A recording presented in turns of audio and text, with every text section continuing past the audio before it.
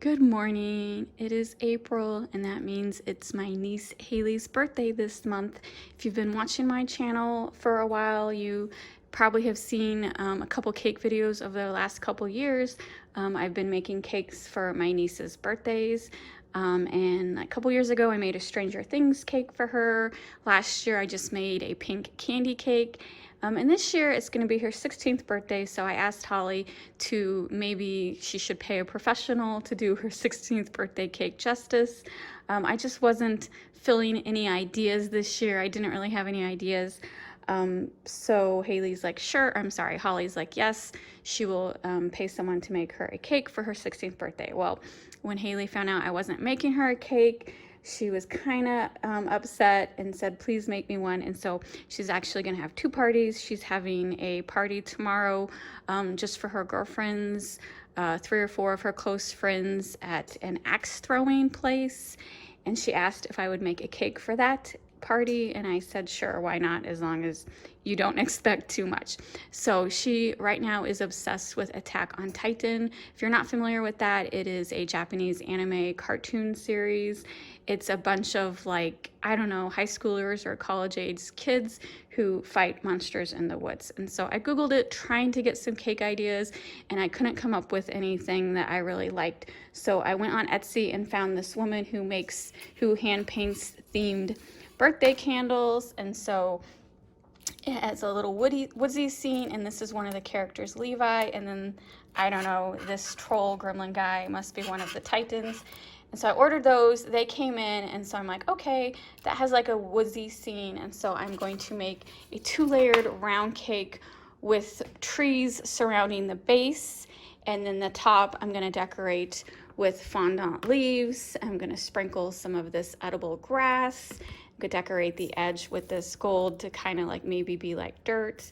And I am going to accent these shapes with the gold glitter is going to go on the white, and the green gel is going to go on the green. And so these I cut out yesterday with fondant. They're pretty stiff right now because I've been letting them air dry. Fondant is quite pliable if you don't let it air dry, and I wanted it to be stiff to stand up like a tree. And so I did read online, people do actually let their fondant dry out, like when they make animals and stuff. So I was glad to see that it wasn't something that I was crazy. People do actually dry out their fondant. So they're nice and stiff. It's been over 24 hours, so I'm going to decorate those now so the gel will harden, hopefully. And then in a little bit, I will make these leaves. I don't want them to air dry. I want them to be soft because they're going to be on top of the cake, so I want people to be able to eat them. And so I still have white fondant, and I will just, you just add a little food coloring and knead it until it gets to the color that you want. So nothing too extravagant. I hope she likes it. It's just this whole theme of Attack on Titan was very hard to do. And so this is the best I could come up with. So hopefully it turns out pretty good. All right, while I'm making the buttercream, you can hear it whipping in the background, I also dyed some more white fondant, and I am pressing out the leaves for the top. They're looking pretty good so far. I really like this fondant mold. I'm gonna have to buy more of these. It's very easy. Just make a little ball, press it down, and it makes these cute shapes. I like it. My buttercream is looking really smooth.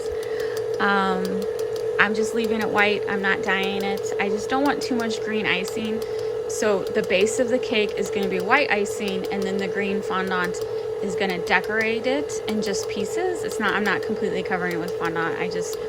Haley doesn't like fondant as much as my other niece, Abby. And so it's just going to be fondant accent pieces. And then the reason I don't want to like dye this green for like a forest scene is some of us in the family is sensitive to dyes. And so that's why I'm just using not as much dye, less dye the better, but still to have a pretty cake. I kept saying dyes earlier. I meant food coloring. This is food grade food coloring. It's perfectly safe, but some people are still sensitive to even food grade food coloring, so that's why I'm not using that much at all. That's why this cake I'm choosing to use just white icing with colored accents. So yeah, it's just through my experience. Dyes don't always agree with everyone, so the less dye, the better. And I've tried like Michael's brands, I've tried the gels, I've tried everything, and it's just, I don't know, I have a couple sensitive people in my family, and so so they can enjoy the cake too, I'm not using as much dye. All right, I got the 2 layers iced, and now I'm just gonna start putting icing down and putting the trees and the glitter up. And then I think I'm just gonna cover the whole top of the cake with this edible grass. And here are the leaves I pressed out. And here are the candles that are gonna decorate the top. So nothing too complicated, just like a little forest scene. And the actual cake itself turned out great. I always make a second one in case I make a mistake. So hold on one second.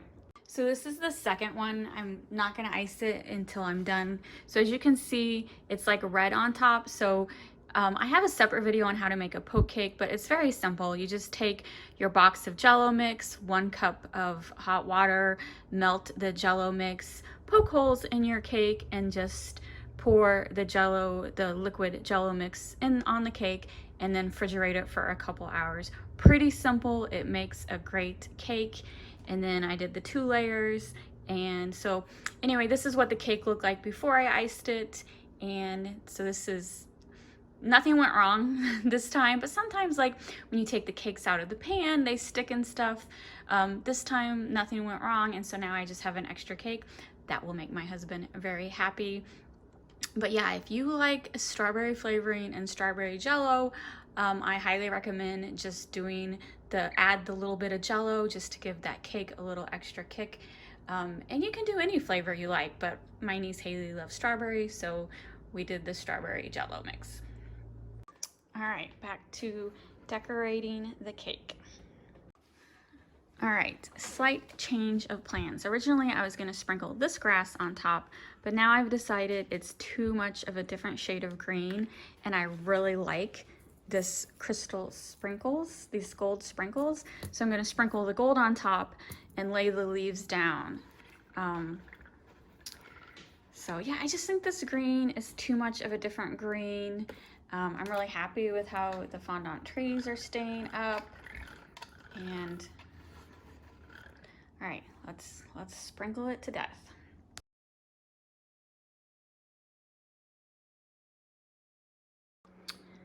All right, I'm done. So I'm actually extremely happy with how it turned out. The fondant is staying nice and firm. I probably should have leveled the cake out a little more, like made it a little flatter on top. I usually do. I did for the first layer. I don't know why I didn't for the second, but that's fine. It looks like a little hill. And yeah. Something simple, but still looking pretty darn good. Those candles are a little top heavy, but I'll take them off until it's time for the party. All right, there it is. There is my Attack on Titan cake.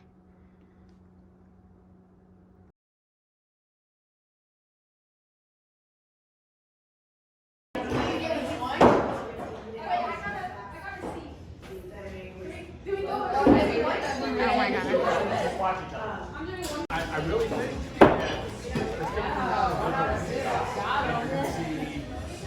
you gotta make us. You can't just go work because there is no getting it to be able to. You seem to do pretty well. She's the expert.